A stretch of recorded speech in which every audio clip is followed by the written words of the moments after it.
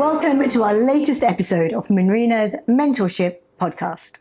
We have an exciting guest with us tonight, probably our youngest guest so far. Our guest today is called Robbie Stewart, and he is our dental therapist here at DRMR. So it's the first time I've interviewed someone for this podcast who's part of my team. It's the first time we've had a therapist on the podcast, and probably the youngest person that we've had on the podcast. So lots of exciting, interesting things about Robbie before we've even started. But even though we work together, I don't feel like I know his journey that well, and so I'm still really excited about learning about you today, Robbie, and how you've got from where, from the beginning to where you are now, because you might be young, but I feel like what you've achieved is amazing, and that's why we're so proud to have you as part of our team here at DRMR. So welcome. Thanks. I'm actually so excited to be on the podcast. Like, it's so funny that, like, on the run up to this, I'll be like, guys, I'm going on a podcast. And everyone's like, oh my God, I need to watch it. And I'm like, I'm going to send you the link since this is done. Yes, it's going to be one to listen to. Yeah, I love that you love being on a podcast. Normally we have to like coax people and like, okay, I'll let you know when I'm ready. And I'm not quite in the mental space yet, but you're like, yeah, let's go. And that's what we love about you. And that's why we love having you as part of the team, because it's that can-do attitude where you're just like, you know what? Yeah, I'm going to do it. And maybe you felt a bit of fear. Did you feel any fear coming into this? Yeah, well, I mean, last night when I texted you, I was like, I'm doing the podcast tomorrow, but actually, what am I going to talk about? Like, I didn't know if it was going to be like a specific topic or, We're going into dental materials, like deep into the science the behind bonding. Yeah. So we're talking about you. You know the answers to that, and it's probably it should be a fun topic. Should be your favourite topic. Talking about yourself for half an hour. Yeah, well, I'll try. So let's start right at the beginning. Mm-hmm. Baby Robbie must have been so cute. Yeah, obviously. I mean, have you seen this? Yeah, exactly.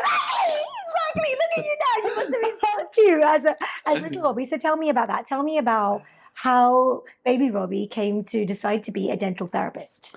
So I think basically it goes back to like really far back to probably both my parents. So my dad was an electrician and my mum was a barber, and they were always just like kind of doing stuff with their hands. And it was always something that I wanted to be doing. Like, I was quite creative. I went through a path where I was like, do I want to be an architect? Oh, wow. And then I was like, no, I do not want to spend 7 years so long to do that. The same with like a vet. Yeah. But I'm actually allergic to animals, so that was never going to work from the beginning.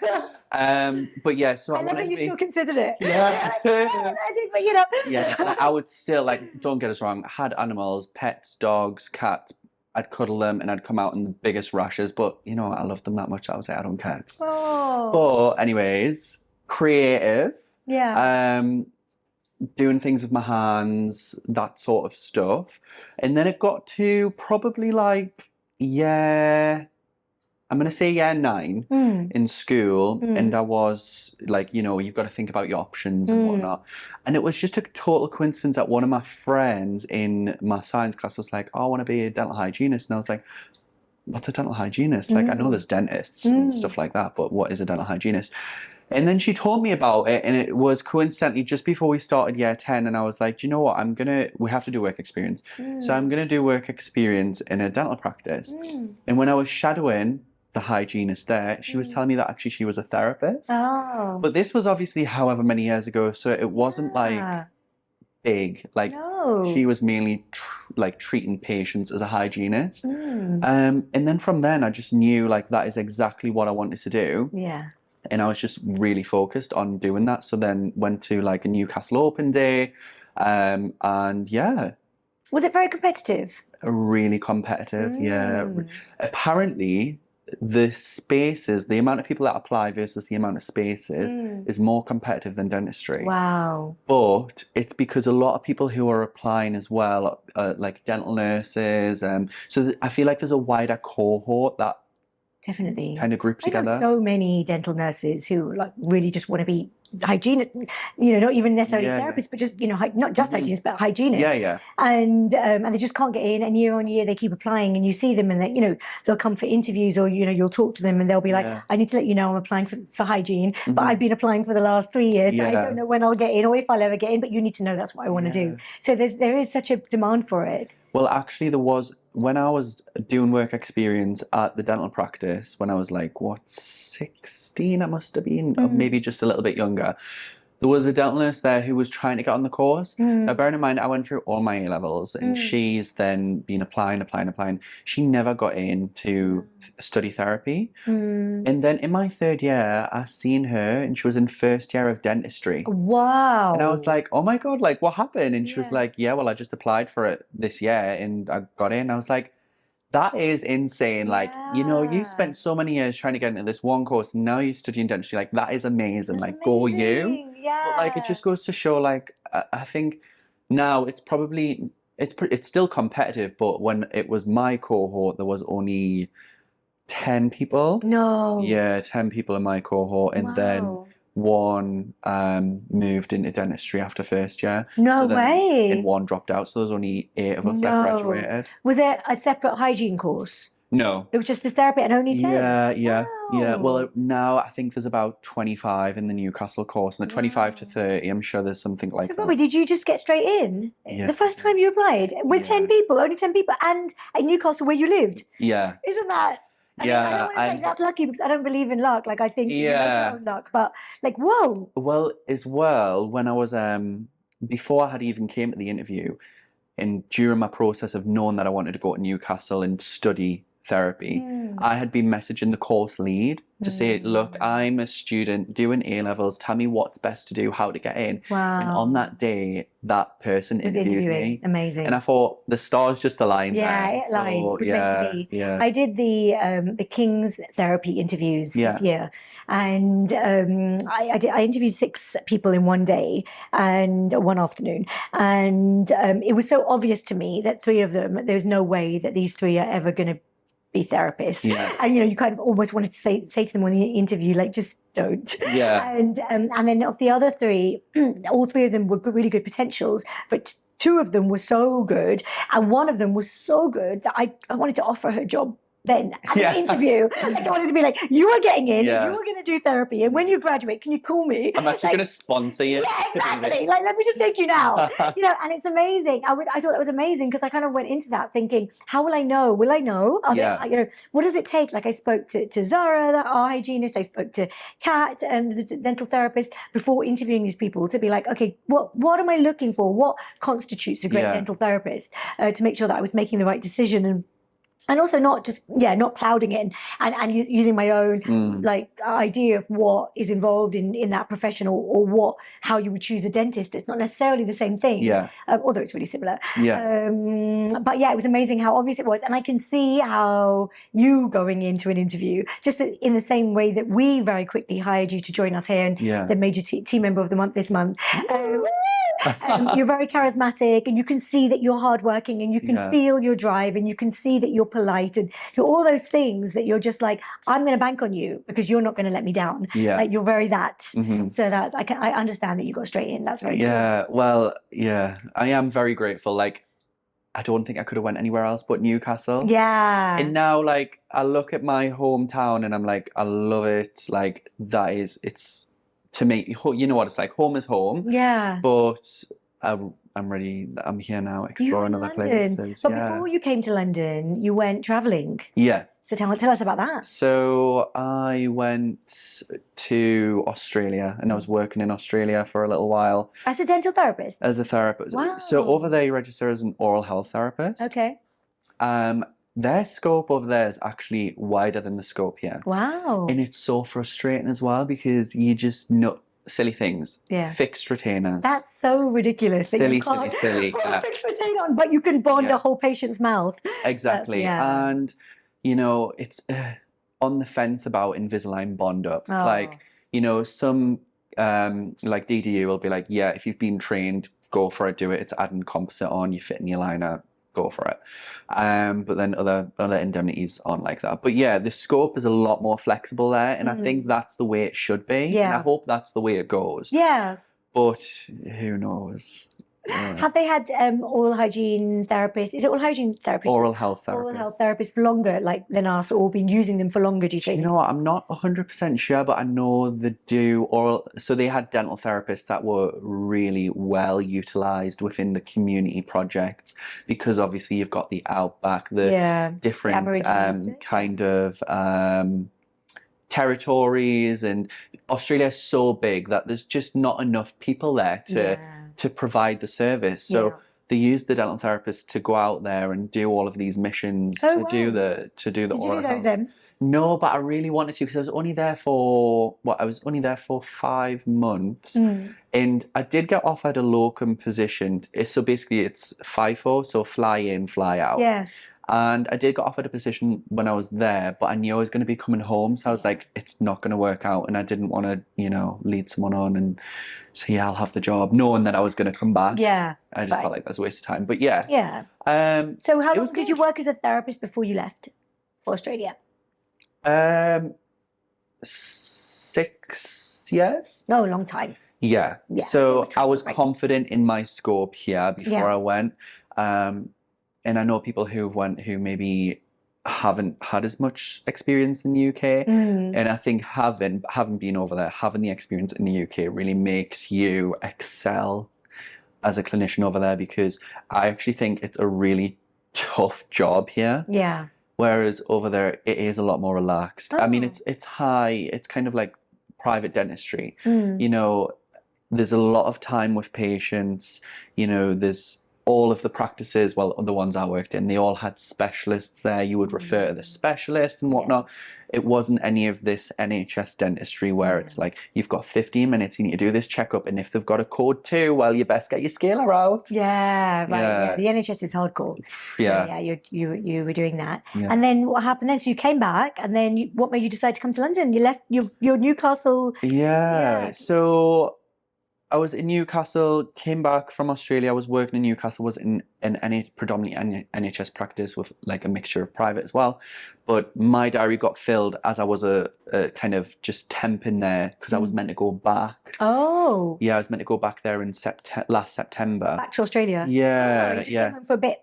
Yeah, that was the plan. Okay. And then my mum's illness kind of deteriorated slightly, and I was like, look, I'm not going back, I'm going to stay here. Yeah. But the job I was in, I just wasn't satisfied. And then I kind of just took like a few months out doing like a business consultant role for Dental Directory. Oh wow.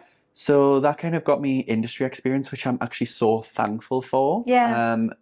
God, at the time though, I was like dying inside, walking into some practices doing cold calls. It was just, a nightmare. And I'm such an awkward person sometimes, even though like, not now, not to patients and whatnot, but like going in inside cringe and thinking, I know this receptionist hates me. Everyone's going to feel like that doing a cold call. Yeah.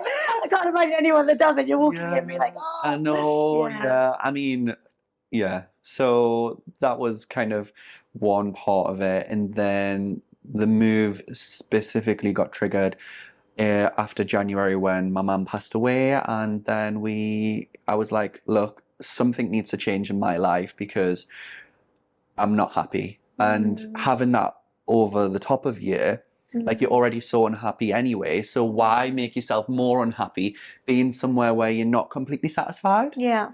So I was like, get up, get out. I was thinking, should I go back to Australia? Yeah. And I was like, no, it's too far. Let's try something new. Yeah. And my best friend lives in London. Yeah. And she was like, just come to London. And I was like, okay, why not? And then now I'm here. Honestly, I am so happy I moved here because I've made friends that I would have never made before. Yeah. I'm enjoying life. Like when I say I'm enjoying life, it's probably to do with the fact of my mum's passing that it's made me realize life is so short. Yeah. Like get out there and enjoy every single minute of it. Yeah. So obviously I'm going through a really terrible time, but within that period, I know that I'm doing everything that my mum would want us to do. Yeah. Go out, have fun, get that drive and ambition back that I used to have, because I used to always have that spark. I've always been someone from university, from literally GCSEs, who's been like, if I want something, I'm going to go and get it. Yeah. So, yeah. What was she unwell with? So she had pancreatic cancer, and she was diagnosed in 2023 and then passed away in January 2025. No. So in that time, I did get to go away to Australia, and she was like, "Go, do it, have fun." And I'm glad that I've done it, because we text every day while I was in. I was like, she's like, "Oh, I'm so happy. Like, I'm so glad I'm getting to say this." And then obviously I came home, and thank God I got back on that plane to come home, because that was also touch and go. So I come home, surprised her, and I'm that so video glad is I've got that video. If you guys get a chance to go onto Robbie's Instagram and have a look at the video of when he surprised his mom. I mean, I cry every time I see it. It's such a brilliant video, and she's so beautiful, your mom. I know, honestly. Such a like, I'm sure she was inside beautiful as well, but she's also so physically beautiful. Beautiful. I made a joke. Well, I done a speech at the funeral, and I made a joke that I was like, "Oh, my brother's fiance Susan, she's not going to be very happy with you now that I'm the one that's got to practice all the Botox on her." Because she would be like, "Right, Robbie, this line, come back, get rid of it." And I'd be like, "Okay." I'm on it. I know what to do. Get the Botox out of the fridge. Exactly. No, right, that's tough. So that was just over 6 months ago that you lost your mom. And that's difficult. And is Dad around? Dad is not around, but you know what? Maybe that's just for the best. That's okay. Right? That's okay. Okay. So you've had all this move, and do you think you realize that life is short, and do you think that's helped with not being anxious about things? Like you were saying, you were feeling very sad. Was the sadness to do with losing your mum? I guess it was like she was unwell for so long. That really lays heavy on you. Yeah, but you know what? I think looking back now makes it harder, is that all through her illness, she was so strong. Like, she didn't hardly complain at all. Bearing in mind, pancreatic cancer is literally one of the most deadliest cancers you can have.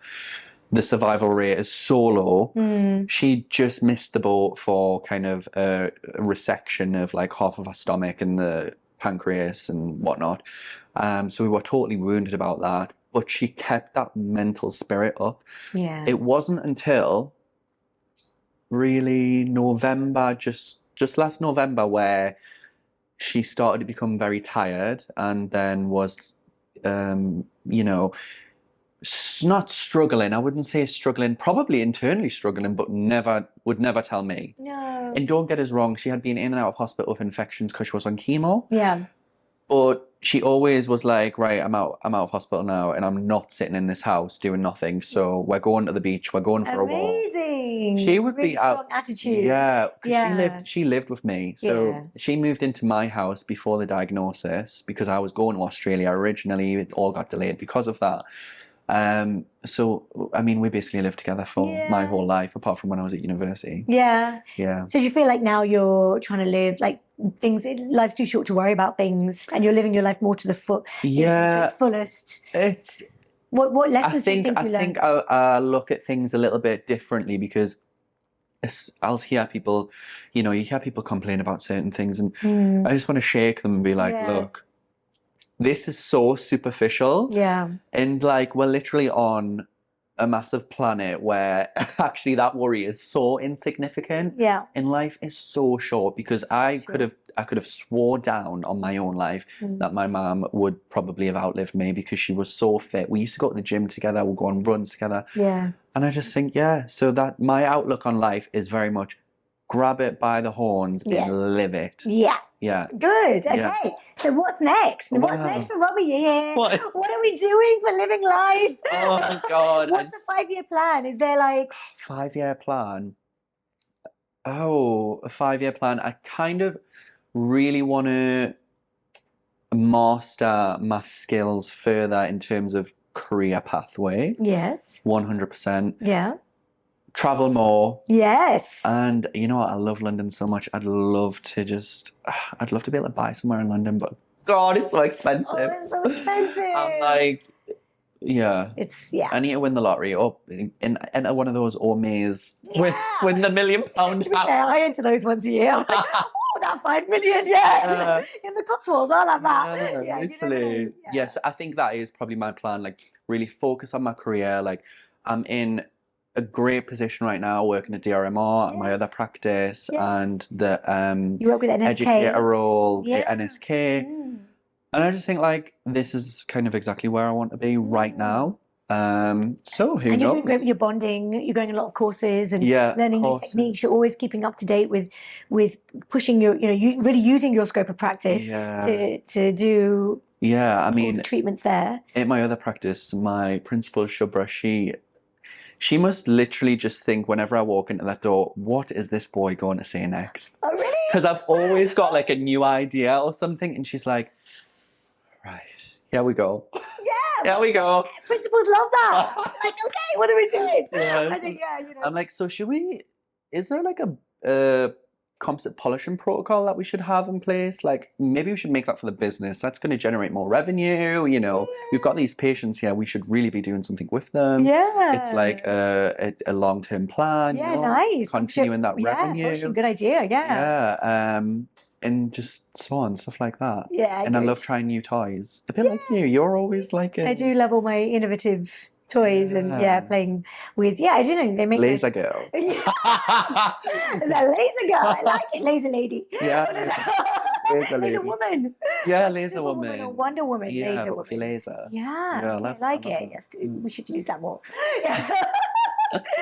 Okay, this has been really great, Robbie. I feel like we've gone through like a good length of your journey, and then, since you've been working with us here, you've joined my mentorship program as well. Yes, we brought you in as part of that because obviously you're part of the team, and we've had 2 dental therapists in the mentorship. So you and one other one that joined. How have you found that? Have you found it beneficial? What do you like about it? Well, I love having the group chat available because obviously I only work here every other Friday at the moment. It's going to be every Friday. Yeah, and more. Yeah, exactly.